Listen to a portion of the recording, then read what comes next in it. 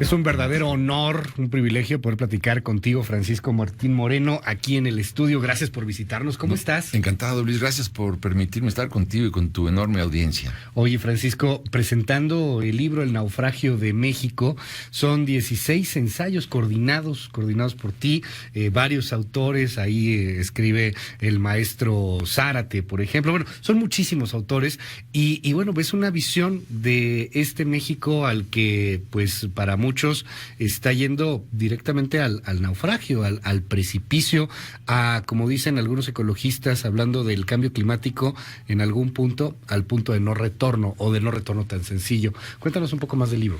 Bueno, muy bien, muchas gracias, Luis. La idea del libro consiste en que hay muchas especialidades que yo, por supuesto, no domino. Yo todavía me estoy preguntando cuál es la que sí domino yo en lo personal.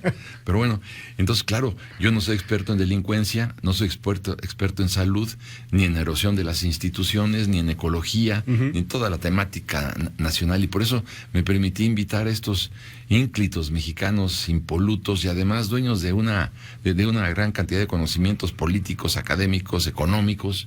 Y por ello es que hicimos este libro de manera conjunta. Me han reclamado muchos que por qué no los invité, pero tal vez hagamos luego el naufragio de México 2. Okay. Entonces, cada quien da su punto de vista y coincidentemente, tanto en el aspecto económico como en el aspecto de salud, como en el aspecto político, vamos directamente a un naufragio. Haz de cuenta que vamos hacia el ojo de un huracán, cuando estamos viendo que el viento, la tempestad, la lluvia te está diciendo, esa no es la dirección que tienes que seguir. Y sin embargo, seguimos en esa dirección con las velas infladas. Entonces, sí que es preocupante, porque si te lo puedo decir en una metáfora, ¿tú te acuerdas de hace algún tiempo de un avión de Germanwings en donde el capitán salió al baño, el copiloto cerró la puerta por dentro y estrelló el avión en los Alpes suizos? Bueno, es la misma sensación que tengo yo como pasajero de ese avión, en donde no puedo llegar a la cabina.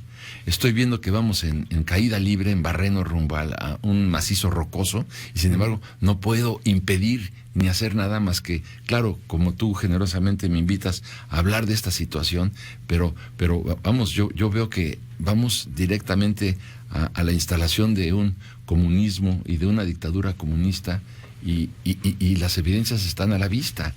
A ver, yo entiendo perfectamente bien, y por eso en mi texto lo pongo muy en claro, creo yo.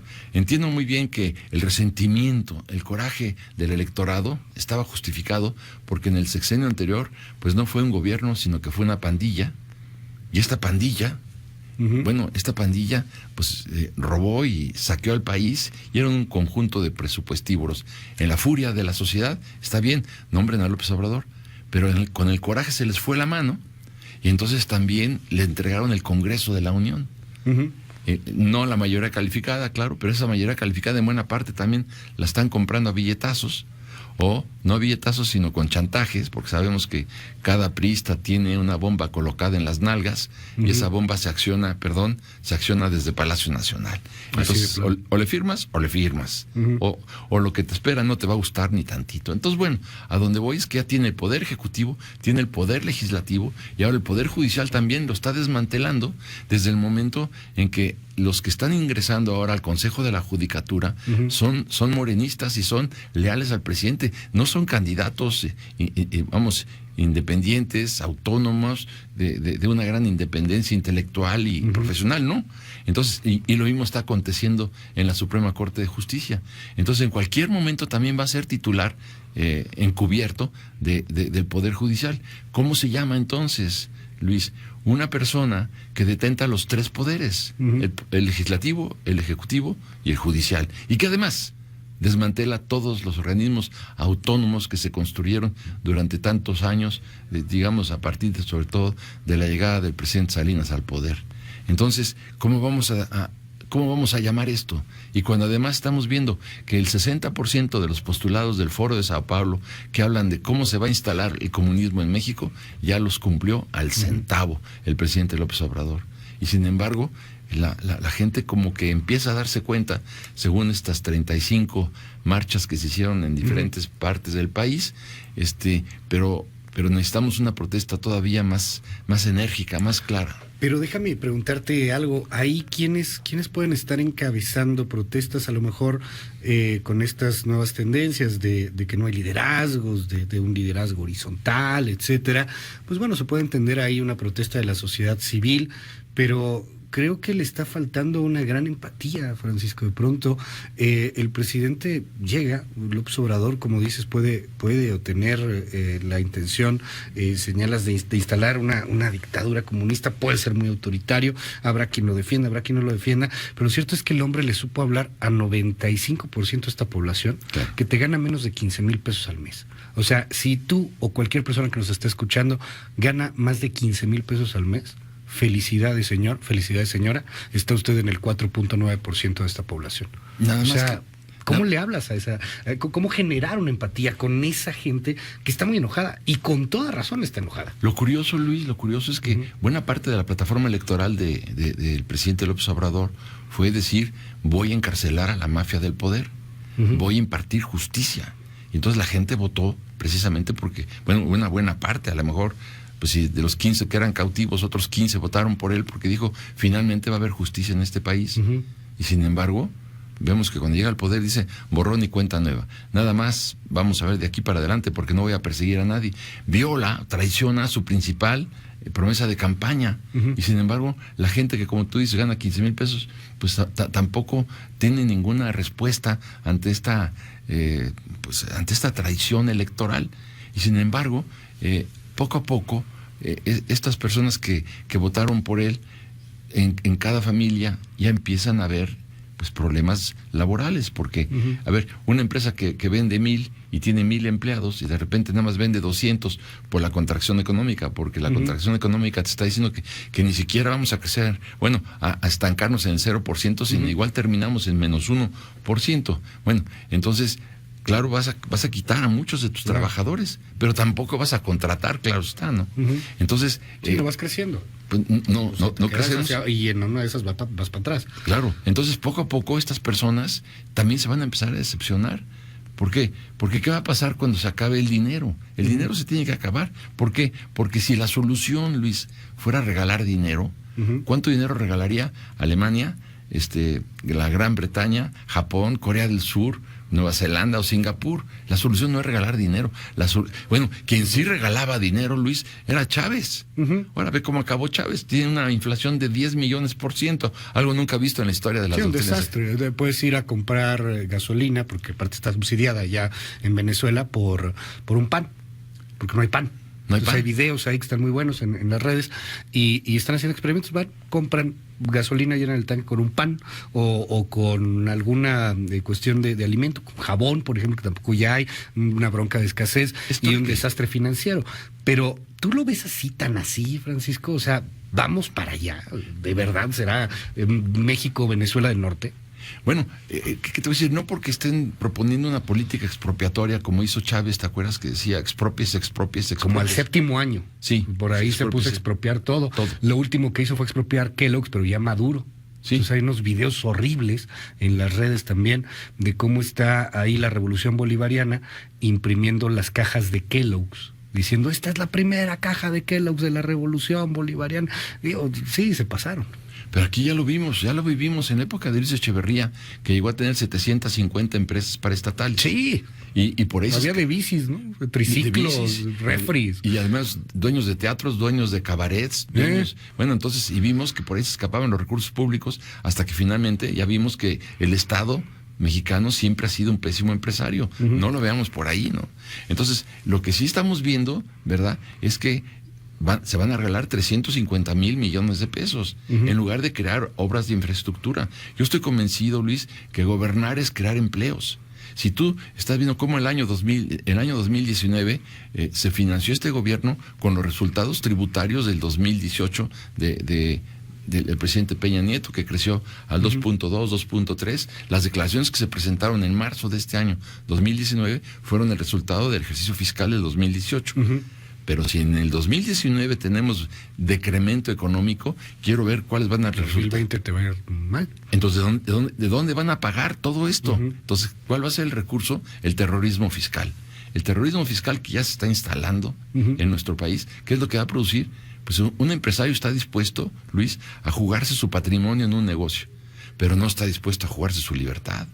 Con toda la visión que tienes, Francisco, la visión histórica que tienes de este país, que además es enriquecedora en muchos de tus textos, en muchas de tus novelas, yo quiero preguntarte algo, porque a veces tendemos mucho a vernos el ombligo y no vemos lo que está pasando en el mundo. El mundo se ha radicalizado. Sí, todo. O sea, Frente Nacional Francés, lo que está pasando en Hungría, lo que pasa con los turcos, el Brexit, el más culto, uno de los pueblos más cultos de este planeta, votan por el Brexit porque no quieren migrantes, que además no tiene nada que ver el Brexit con los migrantes, pero les venden la idea y la compran. Y Chile y Colombia. Y Chile y Colombia con Duque, hoy va a haber marchas fuertísimas. Y Cataluña. Claro. Sí. Parece que el discurso tibio ya no tiene cabida, lo moderado ya no tiene cabida. Lo que decían los expertos, pues ya los expertos están cada vez más desdeñados, cosa que me parece grave, pero es lo que está sucediendo. Y en medio de todo esto me viene a la mente un texto de Moisés Naim, se llama El fin del poder, y ahí Naim trata de hacer pues una recopilación de lo que está sucediendo, ya tiene un par de años que lo escribió, y dice: es muy fácil en este tiempo llegar al poder, pero es más fácil aún perderse o perder el poder. Pienso en Bolsonaro, en Brasil, o pienso en Uruguay, por ejemplo, cómo cambia de Mújica hacia Calle Lapú, y cómo pues hay movimientos, péndulos. La Argentina ahora también, que regresa a la izquierda, viene de la derecha. ¿No crees que pueda venir algo así? Y si viene, pues yo no lo veo, ¿eh? Hay quien habla del Bolsonaro mexicano o algo por el estilo, que esto se radicalice todavía más. Yo creo que sí se va a radicalizar, pero cuando a la gente le llegue el golpe al bolsillo. Ok. Es decir, cuando le llega el golpe al bolsillo, es cuando la gente va a decir, ¿pero qué hicimos, no? Por eso se hacen tan rápido las reformas, para que la sociedad mexicana no se dé cuenta de la velocidad y del daño que estamos sufriendo. No es posible. Si está bien que algunas instituciones necesitarían, en su caso, una purga, un ajuste. Bueno, está bien que hubo corrupción, sí hubo corrupción, que no funcionaron a la altura de las circunstancias, también te la compro, bueno, va, las ajustas, pero es como si tuvieras un barco lleno de ratas y para acabar con las ratas hundes el barco. Entonces no se trata de eso, no se trata de hundir el barco, se trata de sanearlo, de cuidarlo y bueno, para esto es cuando necesitamos la construcción de un Estado de Derecho, que era precisamente una de las campañas del presidente López Obrador, pero comienza por nombrar un fiscal carnal. Nosotros queríamos un fiscal como el del Perú, que encarcela a 4 presidentes de la República, un fiscal como el brasileño, que encarcela, un fiscal como el de propia Guatemala, que encarcela al presidente. Entonces, es lo que queríamos, y construir un Estado de Derecho, pero no estamos construyendo un Estado de Derecho, sino seguimos impartiendo justicia selectiva, que es precisamente vengativa, personal, subjetiva, que es lo que no queremos en este país. Cuando dices que hablamos del tema de de algo que te pega en el bolsillo, también estamos hablando de un país que está muy, muy pobre, que ha sido miserable. Insisto en esa estadística y es muy fifí, porque cuando te digo 15,000 pesos, quien gane más de 15,000 pesos pertenece al 4.9% de esta población. O sea, es nada, es una élite. Ganas 15,000 o ganas 1,000,000, perteneces a ese 5%. La mayor parte en este país te gana 6,000, 5,000, 7,000. ¿Cómo puedes estar peor? ¿Puedes estar peor? Sí. No, bueno, 1000 veces peor, nada más hay que darse una vuelta por La Habana. Pero si tú comienzas por atacar al sector productivo de este país, diciéndoles que son unos pirurris, yo siempre les digo, cuidado, que se metan con los pirurris, porque cuando los pirurris se van, se llevan su dinero. Y si se llevan su dinero, el país se deshace. O sea, lo que necesitas no es acabar con los ricos, sino generar más ricos, que a su vez generen más empleos, paguen más impuestos, ¿verdad? Y generen más riqueza. A ver, yo te invito a que encuentres a un pirurris en Cuba.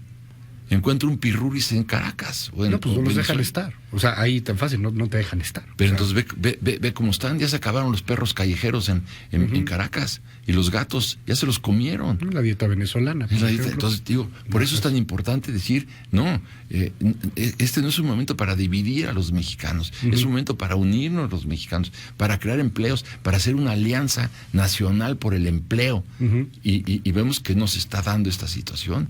Y por ello, pues pues invité a estos grandes colegas escritores a que escribieran sobre el naufragio de México. Pero quisiera terminar este breve espacio que tú generosamente me obsequias, Luis, diciendo que no solamente es una crítica al gobierno, sino en buena parte de todos los ensayos hay soluciones, hay propuestas para decir, oye, vamos al naufragio, siempre y cuando no hagamos esto y esto y esto, o vamos, si hacemos esto no naufragaremos. O sea, todavía hay muchas oportunidades para salvar a México, muchas oportunidades. Estuve en las 2 marchas este domingo, me di una vuelta, ver cómo estaban los ambientes, y si bien no era la mayoría, pero sí me llamaba mucho la atención en ambas, que hay una exclusión. Yo soy fifí, entonces el fifí, muchos esos fifís, por decirlo de alguna manera, pareciera que excluyen a la otra parte. Y la otra parte también, sí, que excluyen a los pirurris, ¿no? Como les dices, o a los fifís, como que es el punto en donde haces un no ciudadano. O sea, tú que piensas de otra manera, no eres ciudadano, y el otro pues también te va negando. Ese nihilismo a mí me preocupa mucho, Francisco. Me preocupa que nos estemos excluyendo, que estemos tan polarizados. Y es que lo que pasa es que no era posible que llegara alguien a arrancarnos las costras, Luis. Finalmente están cicatrizando las costras, finalmente estamos entendiendo que el 1% de la población de México acapara el 80% del ingreso. Es una salvajada. Claro. Bueno, entonces en lugar de trabajar en eso de una manera inteligente, como lo hicieron en Chile, que lo lograron muy bien, porque lo que interesaba era crear una base, una mejor redistribución de la riqueza. Exacto, sí. Una clase media más poderosa, más amplia, con mayores recursos. Ahora esto también se está disminuyendo. Yo creo que el diagnóstico es el correcto, la medicina es la equivocada. Y yo creo que, pero no solamente México está en esta coyuntura, el mundo entero está en esta coyuntura. Sí. Y nosotros no estamos haciendo nada más que hacernos daño, dividiéndonos entre nosotros, excluyendo precisamente a los que generan riqueza, a los que tienen que invertir para pues que haya mayor bienestar en un país. El capitalismo de Estado no funcionó. El capitalismo de Estado se cayó con el muro de Berlín. Claro. Ahí dejó huérfanos a muchos millones de marxistas que creían que esa era la solución. No es la solución. El capitalismo de Estado no es. Ahora hay que buscar otra solución, y es la que tenemos que encontrar, pero no sobre la base de destruir lo que tenemos. Francisco Martín Moreno, siempre es un gusto verte, platicar contigo. Igualmente, Luis. Más seguido, hombre.